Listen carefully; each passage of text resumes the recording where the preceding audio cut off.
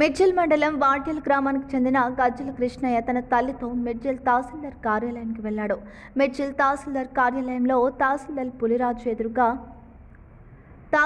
పులిరాజు ఎదురుగా రైతు గజ్జల కృష్ణయ్య పురుగుల మందు తాగేందుకు ప్రయత్నం చేశాడు.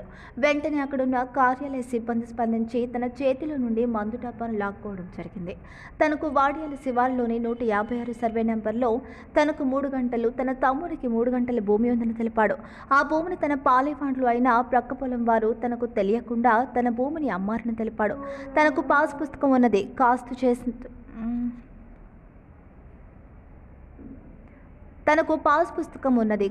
చేస్తున్నది తనే అని, ఇప్పుడు తన పొలంలోకి రాకుండా అడ్డుకొని దాడి చేసే ప్రయత్నం చేస్తున్నారని, తనను ఆదుకోవాలని తహసీల్దార్ పులిరాజుకు విన్నవించుకోవడం జరిగింది. నీకు తప్పకుండా న్యాయం చేస్తాం, రేపు వచ్చని తహసీల్దార్ రాజు తెలపడం జరిగింది.